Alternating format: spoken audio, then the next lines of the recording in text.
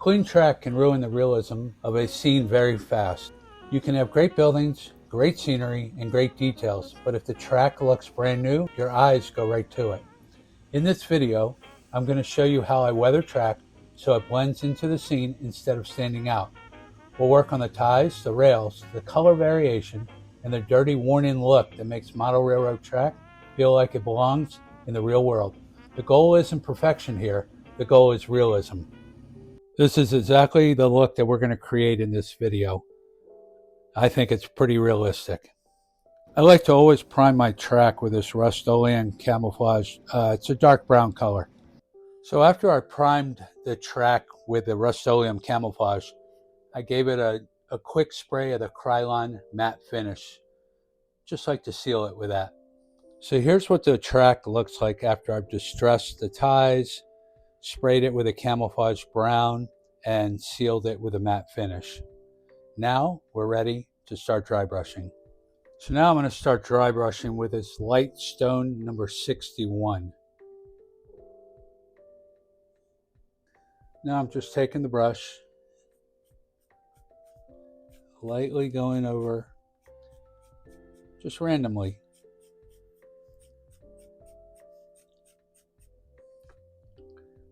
And you can see how everything's starting to pop.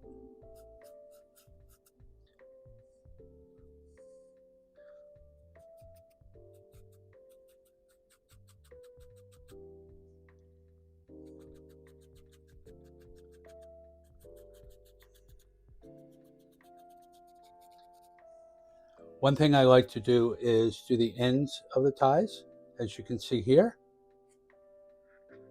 and here. So here you can see the variation. I'm not after getting it perfect on all the ties because I'm going to come back with other colors that I'm going to be dry brushing. So the next color we're going to start to dry brush with is called Portland Stone number 64. So now we're just dry brushing that Portland Stone color on. Once I give it the oil wash, it'll pull all these colors together and they won't look so obvious. Right now they're just standing out.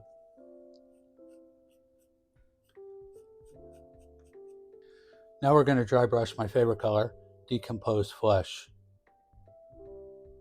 Now I'm just dry brushing the Decomposed Flesh, just hitting different spots, not every tie, just to give some variation here.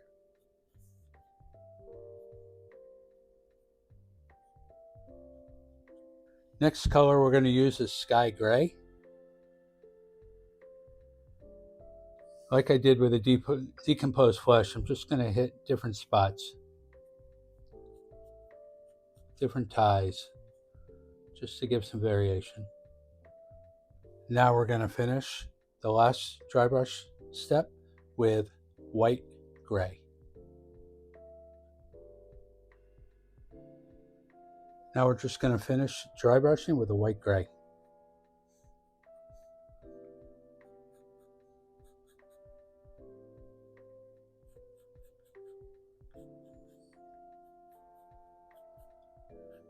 Now what I'm going to do off camera is I'm just going to give this a light spray of the matte finish just to seal what I've done. So now what we're going to do is I'm going to give the ties an oil wash, and this will tie everything in.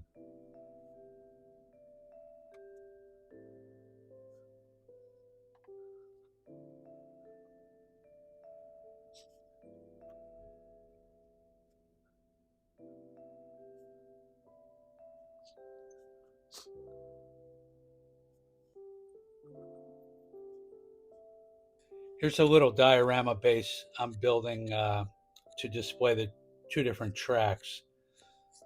The one on the left here is going to have ballast, and then I'm going to have some groundwork in between, and this track over here is going to have just dirt, and I'll show you how I weather that.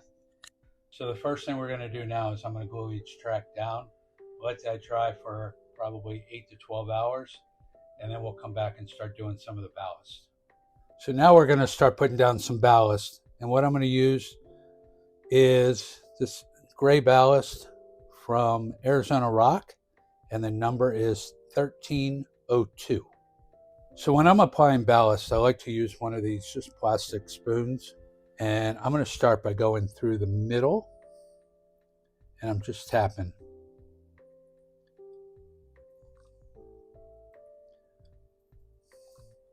I'm not going to put anything on the outside yet because I'm going to do the ground cover first and then work the ballast over that.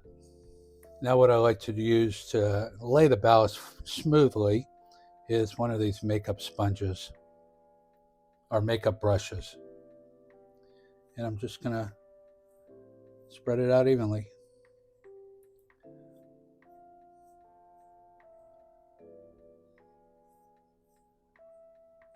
So now to glue this down, I'm going to use some matte medium.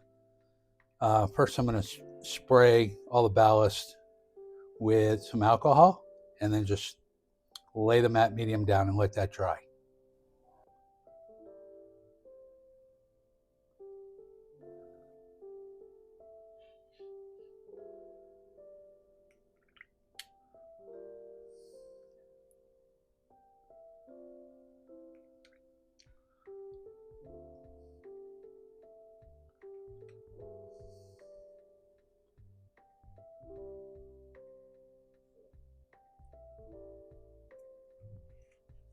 Now on the other side, we're going to do the exact same thing, but I'm going to apply this fine natural soil and dirt from Scenic Express. And I'm applying it the exact same way I applied the ballast, just down the middle.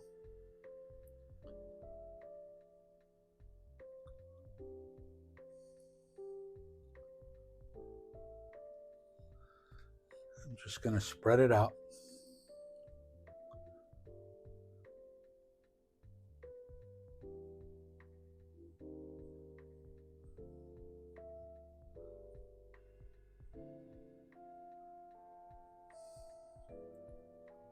Once again, I'm just going to soak it.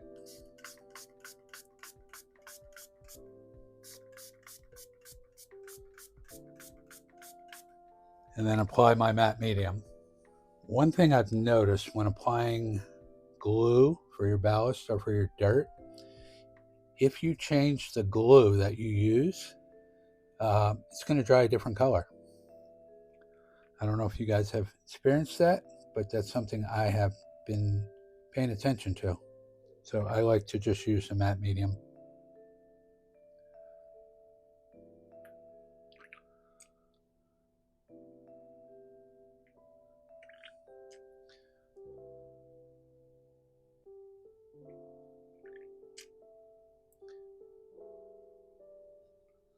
So now what we're going to do is I'm going to start applying the ground terrain in this area. And then after I lay that down, we're going to put our kitty litter down.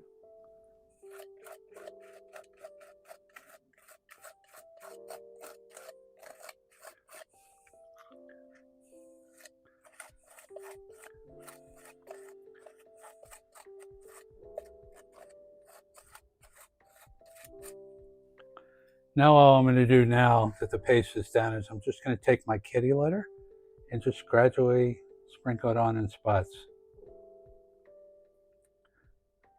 And once again, you want to think about layers and textures.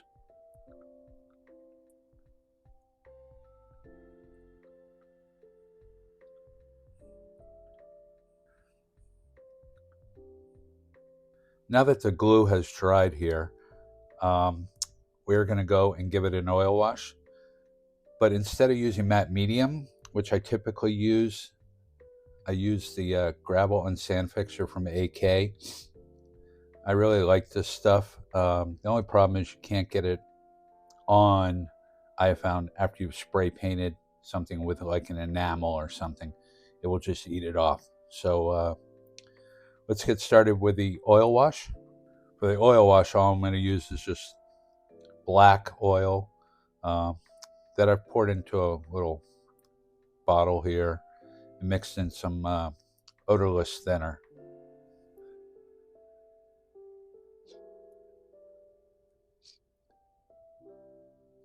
And after this oil wash dries, we're going to come back and we're just going to dry brush everything.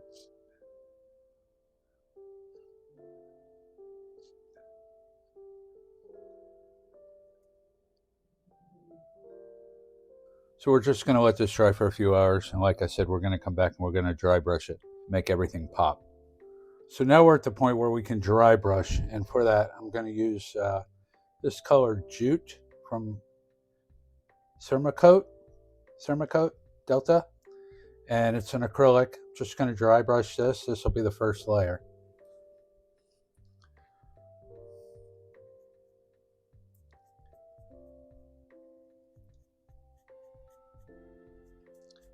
I'm just lightly going over it just to make the detail pop.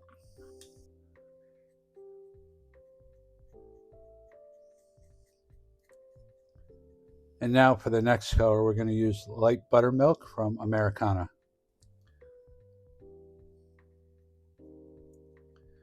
And you can see the ground is just starting to pop right now.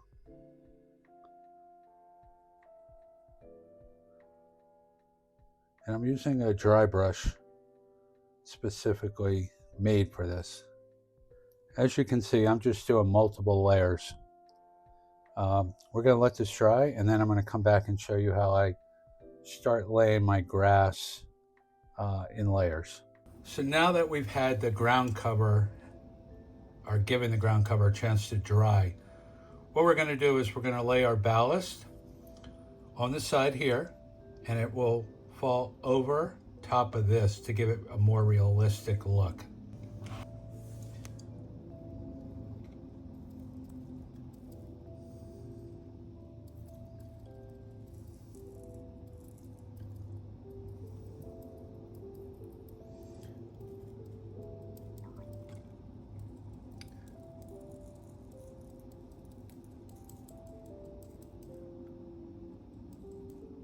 So now I'm just going to smooth it out with a makeup sponge.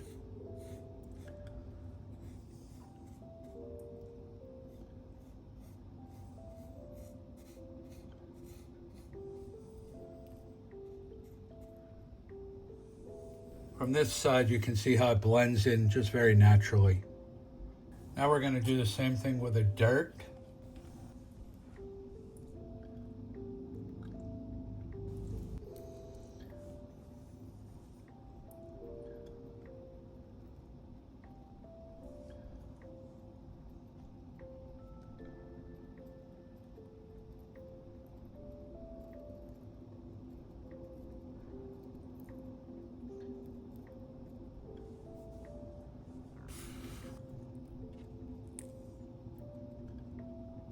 So now all we're going to do is just glue all this down with matte medium, let it dry, and then come back and weather this side with an oil wash. So the next step in the process is to give this area an oil wash of shadow brown, these two areas. And then after that's dry, we'll come back and we'll dry brush.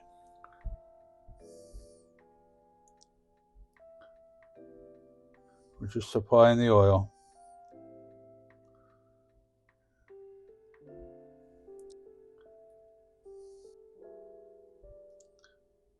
We're going to do the same thing on this side right now.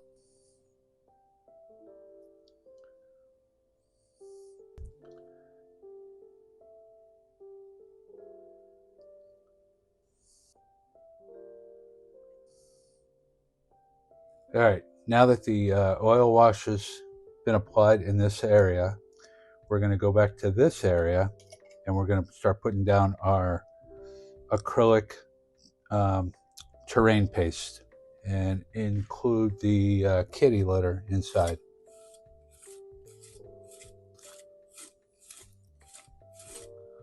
So I'm just going to apply it, and then I'll take my brush and I'll stipple it.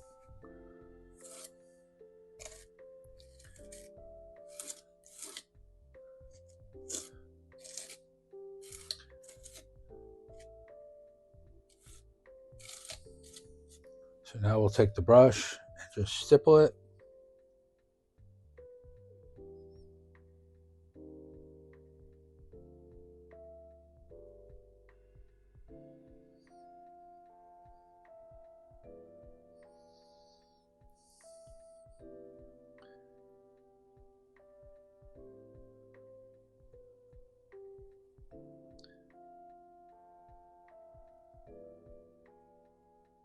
And this process or this procedure will give it some texture before we go back with a kitty litter.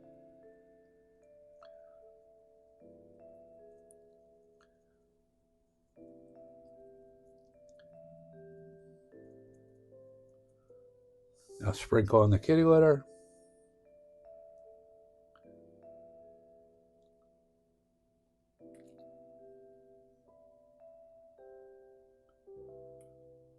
So now what we're going to do is just let everything in this area dry for about 12 hours, and then we'll come back and do the next step. Now we're at the point where I've done the acrylic paste over here and here, and I'm waiting for that to dry. I like to start laying out my scenery products and just visualize the scene. And for that, I'm using Martin Welberg's product, WBP 264. So all I did is I just pulled it off the sheet, the carrier sheet, and just laid them out randomly just to visualize everything. And I like to look at it from all angles just to, get that feeling before I start gluing everything down. And here's the finished result. What started as shiny plastic track now has years of character built into it. By layering rust, faded wood tones, subtle color variation, and an oil wash, the track becomes part of the story instead of standing out. Remember, real railroads aren't uniform. Every tie weathers differently. Rails collect rust and grime. It's those imperfections that create realism.